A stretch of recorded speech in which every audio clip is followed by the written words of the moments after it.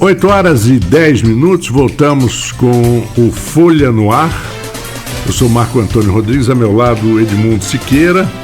E o nosso convidado de hoje, presidente da AIC, Associação de Imprensa Campinas, Wellington Cordeiro. Vamos seguindo no nosso papo. Edmundo.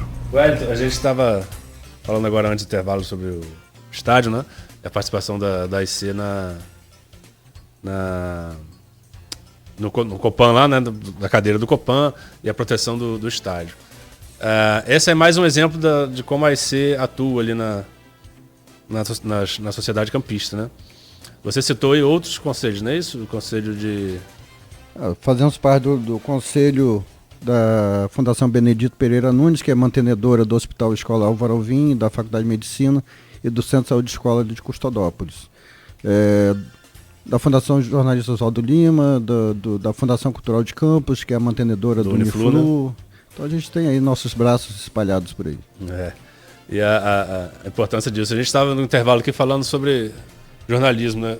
Queria ouvir você um pouquinho também do seu início e da sua relação com o jornalismo. Você tem uma relação muito forte com a fotografia, né? Como é que foi como é que você começou? Qual a trajetória sua aí no jornalismo? Então, é uma longa história, na verdade. Eu comecei na fotografia com 16 anos de idade, né? E um pouco lá na época com fotografia comercial. Depois saí de Campos para servir as Forças Armadas, naquele período obrigatório, né? E depois eu voltei e aí já ingressei no jornal.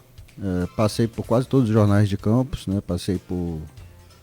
Primeiro foi Jornal Notícia, depois passei pela Jornal Cidade, Folha da Manhã, Monitor Campista. Aqui em Campos eu só não trabalhei no Jornal Diário, mas passei por por todos esses jornais e lá na antiga Fafic, né? Fiquei 19 anos, né? Atuando lá no laboratório de fotografia do curso de comunicação. E aí depois de 19 anos que eu fiquei lá dentro, eu saí e aí agora eu estou na assessoria da Fundação Benedito Pereira Nunes, né, atuando lá, fazendo toda a parte de comunicação lá da instituição. Como fotógrafo, ano passado eu fiz uma despedida depois de 30 anos de fotografia, 35 anos de fotografia, fiz um evento meio que de despedida. Aposentadoria. Uma aposentadoria involuntária. Mas assim, profissionalmente, na verdade, assim, eu não atuo mais na fotografia profissionalmente, mas isso me deu uma certa liberdade de voltar a praticar a fotografia do jeito que eu gosto, né? Eu aprendi a gostar de fotografia com o Sebastião Salgado, né? Um fotógrafo brasileiro radicado em Paris já há muito tempo, né? Então, assim, essa paixão pela fotografia surgiu com o Sebastião Salgado, né? Nas aulas que eu tive, as primeiras aulas que eu tive com 16 anos de idade. Então, eu quero voltar a ser aquele fotógrafo voyeur, de estar por aí só pescando uma imagem aqui, uma imagem ali. Engraçado que existem, a Luísio fala muito isso, existem algumas profissões que você não deixa de ser nunca, né? Jornalista é jornalista sempre. Ele está jantando num restaurante, acontece um fato, ele já presenciou, já reportou, principalmente hoje em dia, né?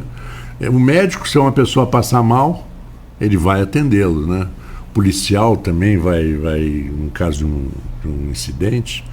E o fotógrafo é mais ou menos isso também. Ele pode até não estar com a câmera, mas ele tem um olhar. Ele vai ficar triste, porque ele vai dizer, nossa, isso aqui... Perdi uma foto.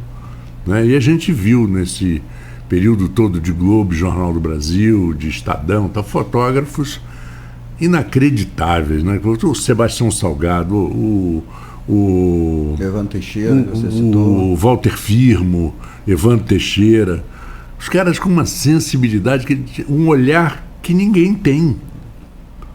Esse olhar cotidiano, né, de forma artística. A câmera em si, na verdade, é como um pincel e tinta. Se você dá na mão de quem não sabe, não tem talento, não vai acontecer absolutamente nada. Tem um fotógrafo francês chamado Henri Cartier-Bresson, sim, que ele instituiu uma frase que impactou a fotografia ao longo desses anos todos, que é a questão do momento decisivo. Uhum. É quando aquela imagem ali acontece e que se o fotógrafo perder, já era. É uma imagem que nunca mais vai se repetir. Então, na verdade, é exatamente isso. O fotógrafo, seja ele amador ou profissional, assim, às vezes quando eu dou oficina também de fotografia, eu foco mais nessa questão mesmo de linguagem fotográfica, e aí eu sempre falo essa questão, né, do olhar aguçado do fotógrafo. Porque a composição, o equilíbrio da foto é uma coisa que a sensibilidade te dá naturalmente. O talento, isso você já tem, né? Você já enquadra direito. E tem um fotógrafo americano que diz uma coisa interessante. Ele até hoje, em tempos modernos, ele trabalha com uma antiga Hasselblad, uma antiga Leica Flex de filme. Não é digital, não. De filme. Porque ele diz, a foto digital e o filme digital, ele reproduz a luz de forma perfeita. Já o filme, ele é a luz. Ele não reproduz, ele é a luz. Não é? Então, um dos meus projetos para esse ano é exatamente voltar a fotografar com filme. É como disse o Heráclito, né? A gente não passa no mesmo rio duas vezes, imagina ter o mesmo momento repetido. Né? Perder o momento já era. Mas o Wellington, eu fiz essa pergunta da sua origem, porque a IC também está envolvida aí na renascimento do Monitor Campista, né? É um dos nossos jornais históricos da cidade. Se ele voltar à atividade, seria o mais antigo? Seria segundo mais antigo, né? Acho que é Recife, que é o primeiro, né? E aí eu queria ouvir você nessa questão, como é que está essa relação lá, como é que está essa proposta, como é que vocês estão olhando isso aí? Então, foi o que eu falei mais cedo aqui da questão da ICE abraçar os movimentos importantes do município. Esse é um exemplo disso, né? O jornal fechou em 2009 e logo nesse momento a IC foi a primeira entidade a fazer um grande movimento ali no calçadão de Campos ali, e instituímos o nome de Viva Monitor. Essa campanha ela perdura até hoje, né? Mas a gente conseguiu alguns avanços. Conseguimos o retorno do acervo histórico do jornal Monitor Campista para Campos, né? Que o jornal na época pertencia aos Diários Associados, e esse acervo foi enviado para o Rio de Janeiro, com o depósito deles lá no Rio de Janeiro. E aí a gente, com uma negociação muito extensa lá com o diretor do Diário Associados, a gente conseguiu 2 vitórias, na verdade. Uma foi o retorno do acervo, que inicialmente foi para a Câmara de Vereadores, ficou ali um tempo. Ele hoje pertence à Câmara, né?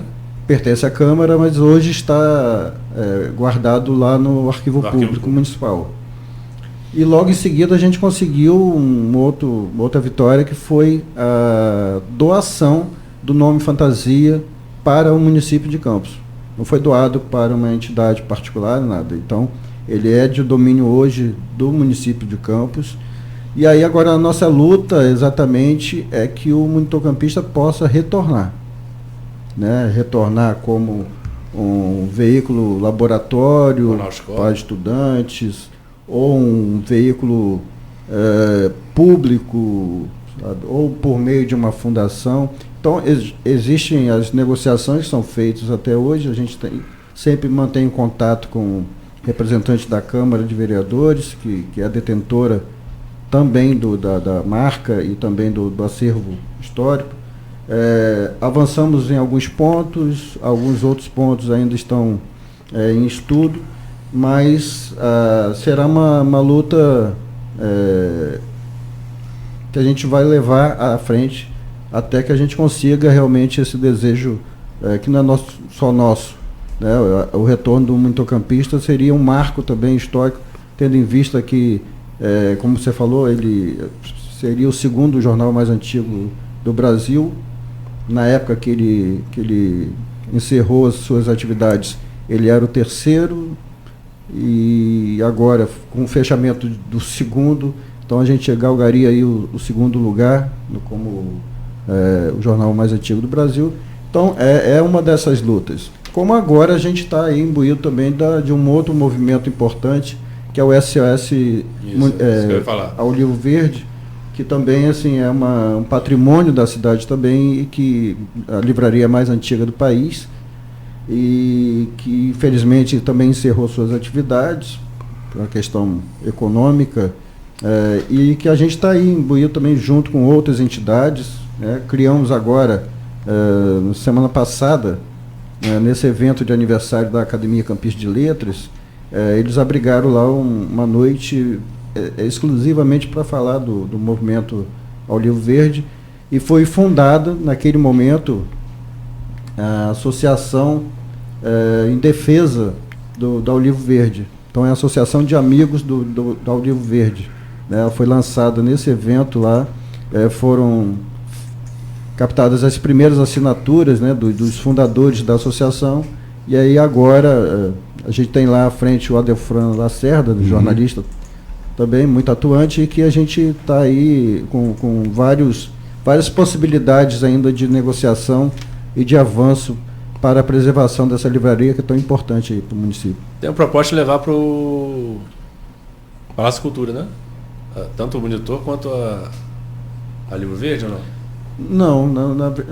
Não ouvi falar dessa situação ainda não. Assim, na verdade, o que se deseja, de fato, em relação ao Livro Verde é que permaneça onde sempre esteve. O Adelfran esteve aqui, ele disse que a ideia é o local, né? Porque que é histórico, que é desde o início ali, e que sanadas dívidas, que não são tantas, no caso do Livro Verde, talvez muito mais fácil e transformar aquilo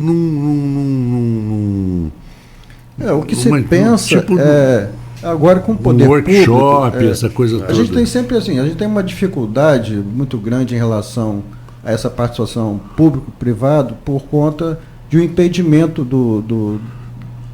da prefeitura de intervir num particular. Intervir financeiramente em um bem particular.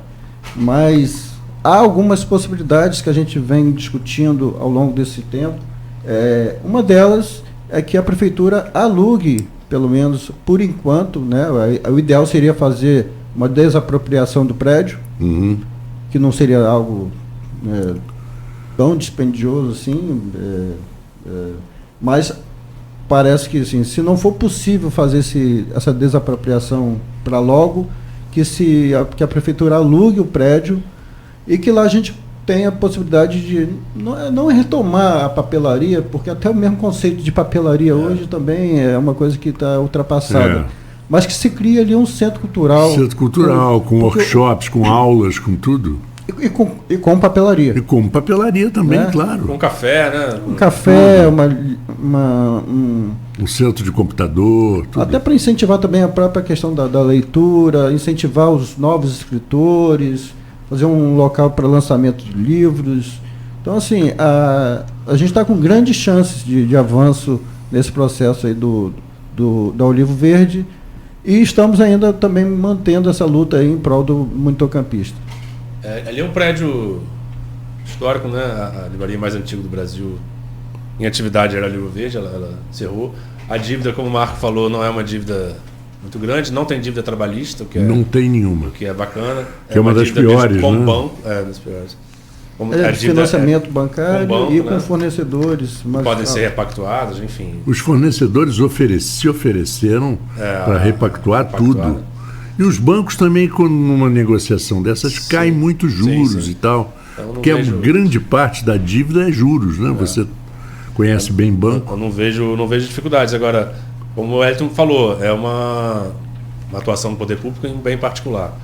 Né? Que há a possibilidade de fazer, mas abre precedente também, né?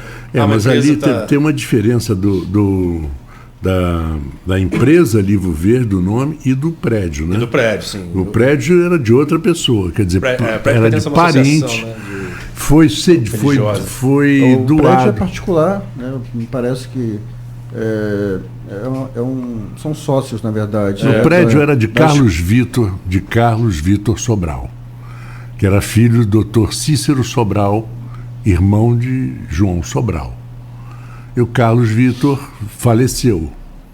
E quando faleceu, tinha um testamento, ele doou a parte dele, que era de 75%, para uma instituição. E aí que está a complicação. Enfim, mas um prédio histórico que poderia abrigar o segundo jornal mais antigo do Brasil, ali, a livraria mais antiga do Brasil.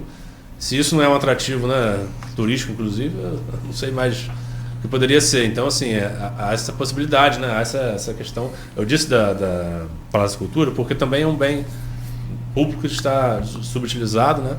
E o Wesley Machado, ontem aqui no programa, falou de uma ideia dessa, de levar lá para o Palácio da Cultura. Eu acho, como você disse, o prédio histórico da livraria, né, seria muito mais emblemático. A livraria está ali porque recebia pelo cais, né, livros de Portugal, e quando os portugueses começaram a morar por aqui, tinha essa demanda, né, e trazia livros históricos, enfim, começou como livraria e depois foi se adaptando à papelaria, que também tem relação, né. Edmundo, assim, a gente pensa até a questão seguinte, se fala muito em revitalização do centro da cidade, né? E você imagina um atrativo turístico cultural como esse, com você. Centro cultural, como você falou, que abrigue a papelaria mais antiga do país, o segundo jornal mais antigo do país, ali, naquele conjunto ali daquele prédio, que é um prédio muito grande, né? Que ao longo do tempo também foram feitos vários puxadinhos, tal. Então a ideia, por exemplo, do Edivar Júnior, que é o subsecretário de Turismo de Campos e que é arquiteto, né? E muito bom, arquiteto com muitas ideias. E ele tem umas ideias interessantes, exatamente de fazer uma limpeza no prédio e que vai tornar esse prédio ainda com mais espaços ainda para se trabalhar esses vários setores que a gente imagina que compõem um centro cultural. Então, assim, seria uma grande ação, na verdade, do poder público municipal, se ele entrasse com bastante vigor, né, nesse projeto e fazer com que o centro da cidade tenha pelo menos um atrativo que faça movimentar o centro da cidade, que está tão esvaziado e recebendo de tantas críticas, né? Não só de nós campistas, mas também de visitantes, né? O centro histórico, que não é histórico, né, não vejo sentido. Como a gente está falando do Rio aqui, a Confeitaria Colombo, né, os prédios históricos do centro do Rio, tudo são atrativos e são... Você vai na Colombo, qualquer hora tem fila para entrar. Qualquer hora do dia, da semana, final de semana. Acontece o seguinte, se não tivessem feito a reforma na Confeitaria Colombo, quer dizer, atualizado, né, e mantido aquela estrutura e divulgado, não teria sobrevivido, porque hoje ela vive exatamente do consumo das pessoas que vão. Faz fila para almoçar, para tomar café, lanchar e jantar na Colombo. Então, assim, eu não sei se essas pessoas estariam num prédio quadradão, moderno. Eles estão ali por eles estão ali por causa da aura, se transportar no tempo. Então, essa experiência, né, essa relevância tem apelo econômico. Eu acho que não é só isso que vale, mas existe apelo econômico, existe retorno financeiro do que pode acontecer. Então, o centro histórico que não tenha isso, já caracterizamos tanto a nossa Praça do Salvador, né? Ela foi descaracterizada, para mim era muito mais emblemática e bonita antes. O Hotel Flávio, a Santa Casa Misericórdia, que era em frente ali o Banco do Brasil hoje, que hoje é um prédio de estacionamento. Era um prédio belíssimo. Perdemos tanto, né? O antigo Banco do Brasil, perdemos tanto ali no centro. Então, se você conseguir trazer essas questões no centro ainda, segundo o jornal mais antigo do Brasil e a livraria mais antiga do Brasil, estão ali num prédio histórico no centro da cidade. Mas, assim, tanto precisa ser feito, né? Marco, acho que concorda, tirar aquela fiação ali da frente dos prédios, pelo amor de Deus, fachada, né? Aquela coisa feia, né? Que a prova da falta de comunicação, a gente falando de comunicação, né? Da falta de comunicação entre, na época da obra, aqui no centro, da prefeitura, responsável pela obra, da empresa, com as concessionárias. Que disseram que nada que foi colocado a tubulação totalmente fora do que as concessionárias pediram. Quer dizer, que foi uma obra jogada no lixo. Pois é. Enfim. Agora não tem mais, vai ter que abrir de novo para fazer. E trocar a tubulação toda. Imagina que transtorno. Eu já falo aqui algumas vezes, tem que ter uma política pública para as coisas acontecerem, inclusive na área cultural, na área de patrimônio. Senão você não mantém a continuidade das coisas, né? Chega o prefeito e não, o centro histórico não serve, vamos deixar isso parado. Aí tem que fazer, como o Marco falou, refazer toda a estrutura. Não, não serve isso aqui, tem que ser colocado de outra forma. Os conselhos, as associações, a sociedade civil tem que criar uma espécie de política pública junto com o poder público para que isso seja perene, para que isso aconteça de forma contínua, né? Não resolveria totalmente, mas uma coisa que amenizaria essa situação dos fios era obrigar a todas as concessionárias que usam ali de celular, de internet, a retirar o que não está em uso. Porque eu já ouvi dizer que quando houve um caminhão entrou ali no calçadão e acabou com a internet de todo mundo no Black Friday. Ficaram as lojas sem luz, sem internet. Uma tristeza. Só mesmo, né, no Brasil acontece um negócio desse e não acontece nada com o cara do caminhão, nem com o dono do caminhão. Não acontece absolutamente nada. Quando houve isso, eu conversei com um cara de uma concessionária dessa, ele falou assim, não, 70% desses fios aí não precisa mais, não leva nada a lugar nenhum. Mas a concessionária, quando tira, joga no meio da rua e larga. Quer dizer... Responsabilização conjunta ali de várias entidades, né, de várias empresas que estão envolvidas naquilo ali, inclusive concessionárias. Né? Mas o Edivar Júnior aqui está falando que o nosso... Você citou ele aí, né? Na nossa participação, ele falou: estou no mesmo rebanho deste cordeiro, em prol da cultura e da preservação de nossa história. Ele ia comentar aí, né? Edivar é um guerreiro também, parceiro de primeiríssima, né, em várias ações aí que a gente vem travando, né, ao longo desse tempo aí. Né, um cara de visão, é interessante assim, visão empresarial e também com uma sensibilidade, né, cultural assim, profunda. Então ele consegue trazer algumas soluções da onde a gente nem espera, assim. Uhum. Então, mandar um abraço aí para o Edivar e continuemos na luta. Eles complementam aqui. Ontem, quando lançamos a parceria para a pintura da Igreja da Lapa, a fiação incomodava muito. Sonhamos com Pázarga, que é a cidade grega, né? E o nosso centro histórico revitalizado e sem fiação aérea. E nem precisa ir muito longe. Vai a São Paulo na Oscar Freire, Avenida Oscar Freire, que é famosa pelas suas lojas, restaurantes e tudo. Eles fizeram em 2005, por aí, 2006, eles fizeram uma obra que demorou 1 ano e retiraram todas as fiações do alto. Tudo subterrâneo, não tem problema, uma maravilha. Eu acho assim, o que a gente está falando aqui até agora, não é uma coisa impossível de se fazer, não é uma coisa tão dispendiosa, como o Hélio falou da questão do prédio lá da Olivo Verde. Essa parceria, por exemplo, da pintura da Igreja da Lapa, é uma curva da Lapa ali, talvez um dos lugares mais bonitos e mais emblemáticos da nossa cidade. Parceria com o poder público e iniciativa privada, né? Ali também aliás, a igreja não é tombada, né? Não. Que é uma questão que deve ser vista ali também. Mas, assim, revitalizar ambientes públicos, né, lugares públicos, para poder trazer isso de forma... Fiação do centro ali, como o Marco está falando. Chama uma concessionária, faça uma intervenção. Não é uma coisa difícil de acontecer. Tantas cidades fazem isso, né? Uma questão de obrigar. Você é concessionário, você está ganhando dinheiro com isso. Limpe. Então, o senhor Edivar também mandar um abraço para ele, é um cara que sempre lutando por isso. Tem outros iniciativas, ele pintou o Museu Histórico também, né? Pintou ele, que eu digo, fomentou a parceria ali para acontecer. Então, assim, existem iniciativas que não é tão difícil de serem colocadas em prática. Acontece, assim, eu também sempre repito a mesma coisa, assim, é fazer com que todos os agentes envolvidos com a questão, né, comercial, assim, principalmente aqui no centro da cidade, é entender que, assim, a preservação por si só ela já é importante, mas para aqueles que não têm tanta sensibilidade de perceber a importância de uma preservação pela preservação, é entender que a preservação gera recursos. Gera retorno. Você imagina que nessa região aqui de Campos,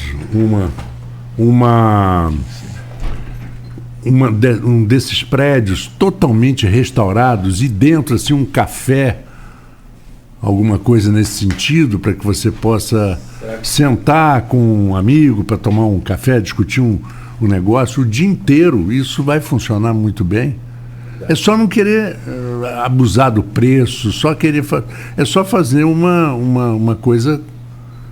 Não é? Mas há tantos atrativos para isso acontecer, né? Assim, exatamente. Eu, pelo menos, acho que eu falo por mim, claro, mas existem muitas pessoas que gostariam de fazer isso, tomar um café no centro, num lugar bacana. Exatamente. Né? Sentar exatamente. ali, até à noite pode ter barzinho ali, uma coisa assim para você frequentar. Não é uma coisa impossível de se pensar. E aí eu trago outro assunto para a nossa mesa aqui, que eu acho que poderíamos comentar também, sobre o mercado municipal. Eu não sei se eu já ouvia o Wellington falar sobre isso, não me recordo. Mas a gente também comenta sempre. É uma proposta da prefeitura, né, de levar para a Praça da República, ali atrás da rodoviária. É uma praça, tem uma polêmica aí, mas eu recebo puxão de orelha de Catarina, Prata, do IF, de TT, da UENF lá, de tantas pessoas que querem aquela praça preservada. Nós trouxemos o Renato Siqueira numa interação para falar sobre isso, arquiteto. Renato Siqueira também defende ali que não seja utilizado, mas eu acho assim, você conseguir abrir o prédio do mercado, pelo menos uma das suas fachadas, né?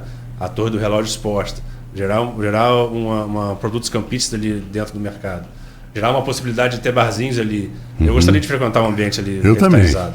Eu também. Assim, o ganho disso é muito maior. Então você vai levar para a Praça da República, sim, precisa ter discutido o projeto? Sim. O projeto deve ser adaptado? Concordo. Criou-se um shopping, um projeto de prefeitura meio quadradão? Concordo. Agora, a ideia, a proposta, eu acho que é válida. Antes queria ouvir o nosso candidato também. Eu só acrescentar, em frente ao mercado, a feira, vamos falar aquela cobertura, eu acho que já virou um problema de saúde pública. Virou um problema de saúde pública, uma infestação de rato, um negócio, principalmente na área do peixe. Mas o resto é mundo também.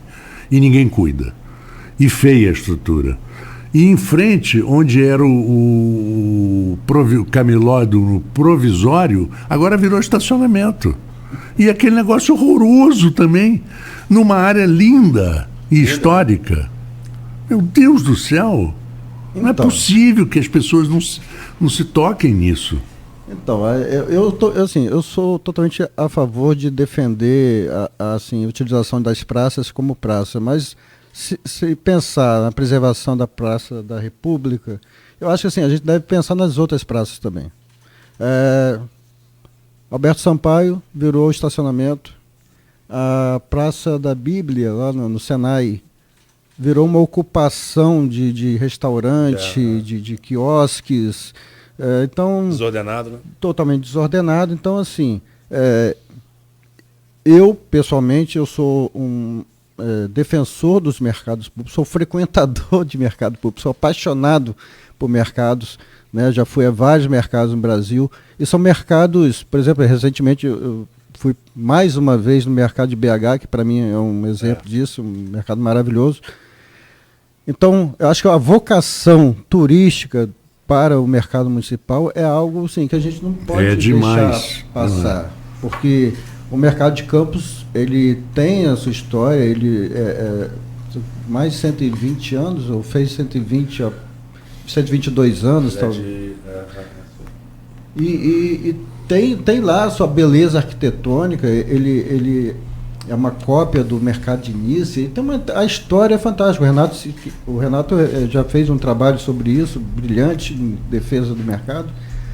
E a questão dessa polêmica toda, Edmundo, eu acho o seguinte, eu sou defensor do mercado, prioritariamente. Então, eu acho que, prioritariamente falando, é retirar um dos lados ali para deixar o mercado realmente visível.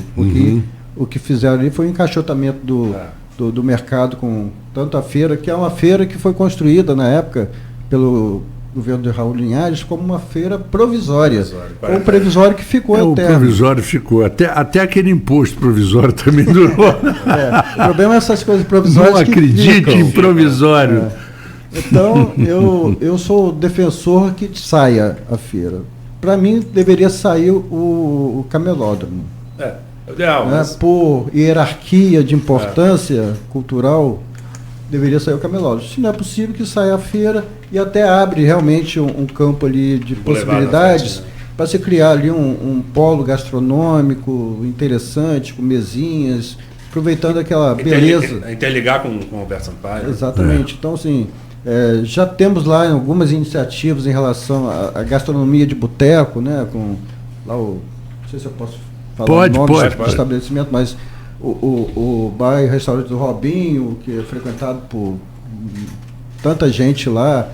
Agora se abriu mais um boteco de alto padrão, que é o Pulo no do mercado, Gato, né? Pulo do Gato. Pulo do Gato. Então, assim, tem tido algumas iniciativas, mas se houvesse essa retirada da feira, para mim, abriria essa possibilidade de transformar aquele mercado municipal em algo grandioso em relação à visitação.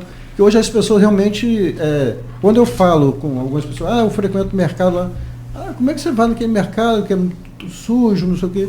Mas é muito disso, é porque o prédio histórico não é cuidado e a feira acaba trazendo essa imagem também, né, de algo não salutar, né, assim. Então, mais triste. Discutir para onde vai é importante. Discutir o projeto que a prefeitura fez de ocupação, de construção da nova feira, lógico que é importante.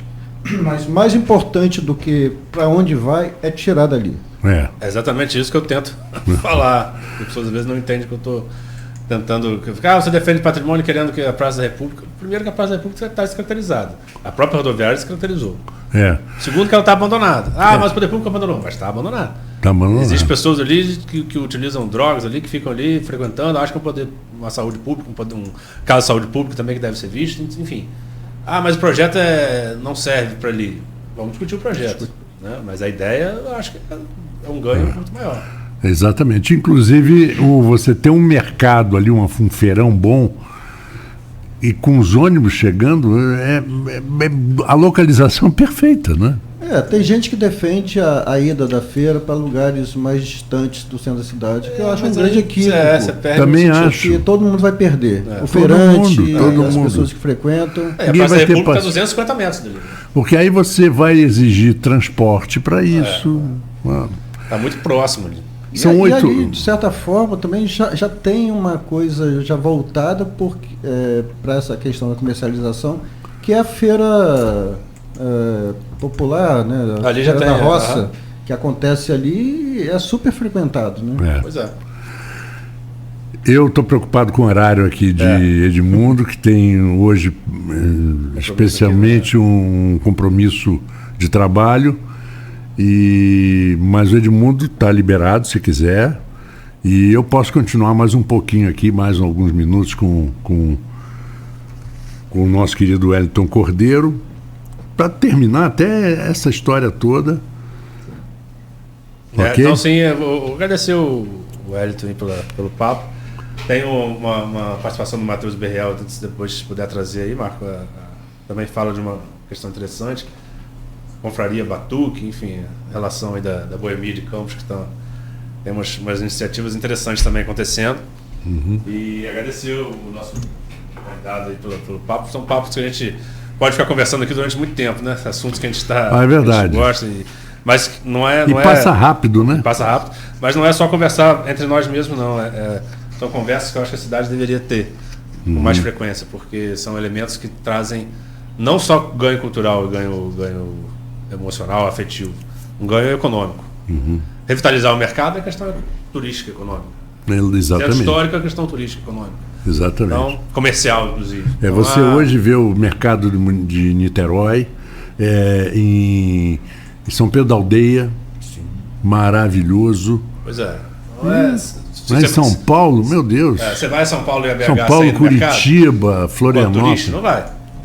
Não, se turista vai, né? Tem um ator americano, Terry Crews, que é um comediante, um alto, forte, a beça. Ele esteve no Mercado Municipal de São Paulo, fez um vídeo e apresentou no programa dele nos Estados Unidos, mostrando o sanduíche de mortadela. Eu vi. Então, poxa. Pois é. Então o cara, um ator lá, veio aqui... Aquele Anthony Bourdain, que inclusive faleceu, uma pena, que era um crítico foi um grande chefe, crítico de gastronomia, e que tinha um programa que ele viajava o mundo. Foi várias vezes ao Mercado Municipal de São Paulo e de Belo Horizonte. Bom, Edmundo. Agradecer aí ao Edmundo aí pelo convite, por estar conosco aqui até agora. E agora vamos, para a gente fechar o nosso papo, Wellington, quais são, tem alguma atividade em relação aos 95 anos, né? 95 anos da Associação de Imprensa Campista, e algum recado que você queira dar? Então, a gente fez ontem, né, a comemoração, o marco, né, e dessa vez a gente foi muito feliz que a gente conseguiu fazer a cerimônia de aniversário no dia realmente do aniversário, né? Tendo visto que a associação foi criada em 17 de junho de 1929 e a gente conseguiu fazer exatamente no mesmo dia, né, a comemoração, então foi um marco bastante interessante. E aí a gente vai continuar exatamente nessa luta, essa resiliência, né, de manter a casa, de renovar a casa com novos sócios, de trazer o estudante de jornalismo para perto, para cada vez mais perto, porque eles já tem um alinhamento bacana já com a gente. E a gente fechou ontem lá na nossa comemoração, tem um grupo que faz desenhos ao ar livre. Eles fazem desenhos de patrimônio aqui pela cidade, já fizeram de vários prédios de Campos e tal, e aí eles se comprometeram a fazer um trabalho com o prédio da IC, que é um prédio de 1944. Eu gostaria de assistir isso aí, porque eu gosto demais de desenho, você sabe disso. Então, é uma oportunidade. Então, eles não é um grupo fechado, né? A gente vai lançar aí uma divulgação para quem gosta de desenhar, que quiser participar. É super interessante a proposta deles, porque eles levam a cadeirinha de praia, levam um banquinho, fica sentado lá, e todos eles desenham o mesmo local ao mesmo tempo.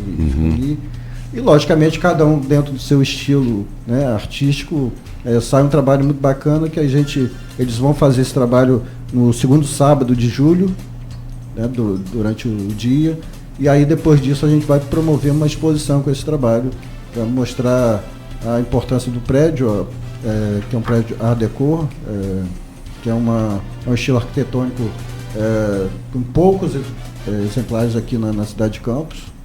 Então ele tem o seu valor histórico e arquitetônico também. Então, assim, ele vai ser representado através desses desenhos, e a gente vai fazer uma exposição depois. Eu, inclusive, sou muito amigo, fui colega de colégio do Márcio Reuter. Márcio Reuter é uma das maiores autoridades em Art Deco e Art Nouveau do mundo. E do Brasil, ele é o presidente da associação.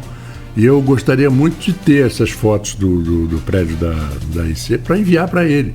E com certeza vai gerar uma visita dele, porque todos aqueles grandes prédios Art Deco da Praia do Flamengo foram apontados e restaurados através do trabalho dele. Que eu acho que é uma coisa fundamental que tem que ser feita. Então, mais uma contribuição que a associação traz para Campos é justamente a manutenção desse prédio, né? Um valor histórico, arquitetônico, como eu falei, super importante. E essa é a luta agora prioritária para a gente lá da associação, tendo em vista que, como já foi dito aqui também, se manter um prédio histórico é algo difícil, né? Um desafio muito grande.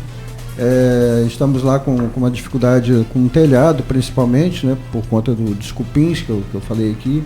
A gente já fez um tratamento já para eliminar pelo menos a praga, mas o estrago ficou. Então Agora é uma busca aí agora de recursos, de condições para que a gente possa restaurar o telhado e poder voltar a abrigar algumas atividades como a gente sempre fez. A gente fazia lá o cine-jornalismo, por exemplo, que é um momento em que a gente projeta algum filme que trata da questão do jornalismo e se faça uma grande discussão, não só entre os profissionais, os estudantes, mas também a comunidade em geral, né? Discutir o tema abordado pelo aquele filme que contenha algo do meio jornalístico para promover ali uma discussão. Temos outro projeto que a gente quer retomar, que é o Balada Curta, que é a efervescência cultural em que a gente abriga ali várias manifestações artísticas, música, poesia, exposições, e a gente fazia isso também dentro do nosso prédio e estamos impedidos de fazer no momento. Continuar a Semana da Imprensa, que é outro projeto importantíssimo que a gente mantém desde a sua criação, nunca deixamos de fazer, nem na pandemia, né, que a gente conseguiu fazer online, mas então assim, e continuar com nossas atividades também de cunho cultural, que é a participação na Bienal do Livro, né, que a gente já há muitos anos a gente tem um stand cativo na Bienal do Livro, em que a gente promove também algumas ações voltadas para a literatura dentro no nosso stand na Bienal, com lançamento de livros, principalmente de jornalistas, mas não só de jornalistas, bate-papos também com autores, e o nosso carro-chefe, na verdade, que é o Festival Doces Palavras, né, que foi uma iniciativa da AIC. Em 2015 a gente fez o primeiro FDP, como a gente chama, e de lá para cá a gente tem conseguido manter a execução desse projeto, esse grande projeto cultural do município de Campos, que acontece, assim como a Bienal do Livro de Campos, a cada 2 anos. Então, um ano a gente tem a Bienal do Livro, no outro ano a gente tem o FDP. Então, esse ano, especificamente, a gente terá a Bienal do Livro em novembro, segundo informações da Prefeitura, e no ano que vem a gente vai ter aí o Festival Doces Palavras. Wellington, muito obrigado pela participação sua, e é sempre importante a gente dizer que essa turma toda, jovem jornalista, tem um compromisso muito grande em fazer com que a profissão retome a sua credibilidade e a sua importância, e que lute, não deixe para os outros lutarem, não, mas que cada um tenha capacidade de agir, de convencer, para que volte a ser respeitada o curso universitário, que exija-se o diploma dos jornalistas em atuação. É isso que eu gostaria de ver.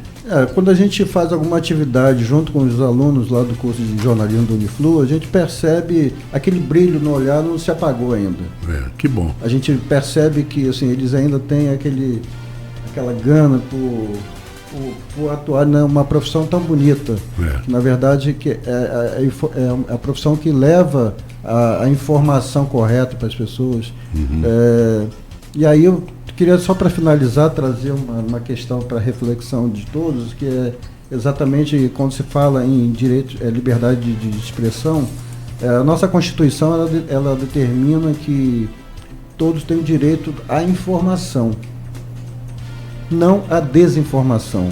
Isso não tem garantia nenhuma oficial. Exatamente. Então, que tenhamos uma eleição minimamente democrática, séria, com uma cobertura jornalística eficaz, que tenhamos no dia a dia possibilidade de ter uma comunicação com informações mais responsáveis, o combate perene à questão de fake news, que tanto mal traz a todos nós, né, toda a população.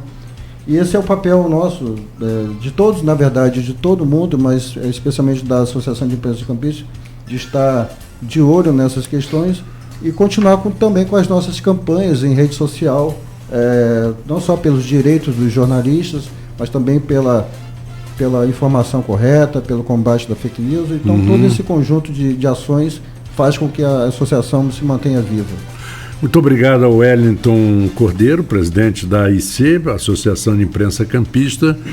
Eu, que substituí hoje Cláudio Nogueira, que vai estar conosco amanhã, me despeço, volto às 14 horas.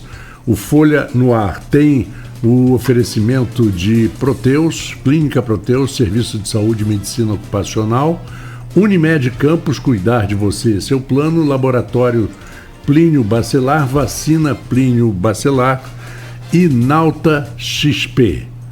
Um abraço para todos. Vou deixar só meu abraço final aqui, o agradecimento aqui à Folha FM, que sempre nos acolhe aqui com o maior carinho, essa possibilidade de interagir com o público, com os ouvintes. Agradecer aqui ao Beto, que está sempre no apoio da gente aqui, Marco Antônio, meu amigo querido, né? Pois é. Como é bom, né, bater papo assim. Não tenha dúvida, ué. Como o Edmundo falou, a gente ficaria aqui um dia inteiro falando. Exatamente. Né? Mas muito obrigado pelo espaço. Eu que agradeço. Então eu volto às 14 horas ao meio-dia. Você terá a presença de Júlio Cossoloso. E eu volto às 14 horas com o melhor da música e informação aqui na Folha FM.